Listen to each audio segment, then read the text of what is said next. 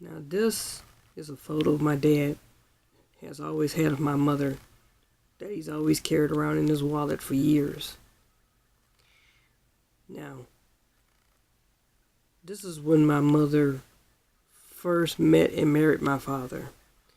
And as you can see, she was a very petite, beautiful, attractive woman.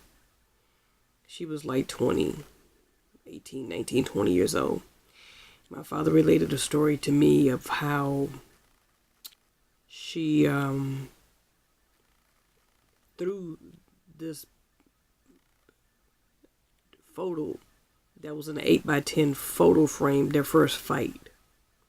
But my father always carried this photo in his wallet and a picture of my brother when he was a baby. So,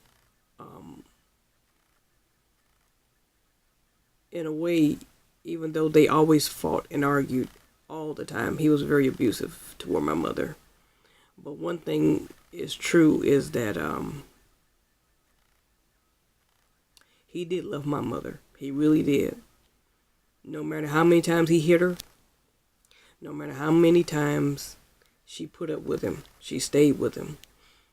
But after she died, I could tell you that my father, something inside of my father started to change about him, that he, still loved her. I mean, in the 60s, if a person was married to someone who was abusive, you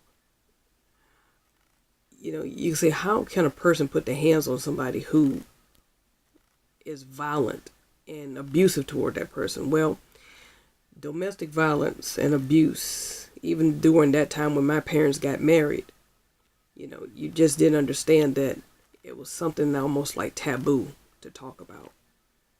But this is a photo that my father had. He had an 8x10 photo of her. And when they got into the first fight, he says, your mother took that photo of that 8x10 and she threw it at me. And it broke the picture frame. And I remember my dad relating that story to me one day, probably a few years back.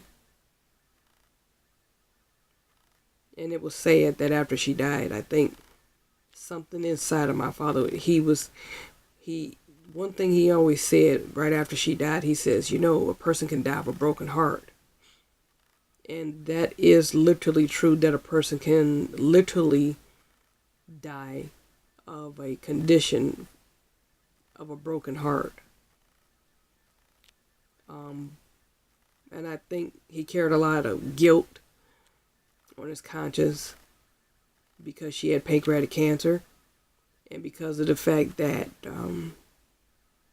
I guess in a way his conscience was torturing himself about, should he have put her in hospice, should he have put her in the hospital, let them, even though she was in the final stages of her life ending from pancreatic cancer, she didn't die of pancreatic cancer. But, I sat there and I watched my father, just his whole life, just, started to, you started to see changes in him. And then after my brother passed on, a couple years later, I just saw things in my father that just was not the same, because he did love her. And don't make any mistake that just because a man or a woman abuses someone, their mate or their child, that they don't love each other. It's a kind of a sick love that you just don't understand, that in his own way he still loved her. My mother was the only woman for him, and that was that. And he was never going to get remarried and find another person to replace her. And painstakingly now, it's like my mother, she never would have gotten remarried to anyone else. That's just how people were. That's the way my parents were. If they had a divorced or separated, they probably would have never married another person because of the fact that their two personalities were very volatile. It just the two just don't mix.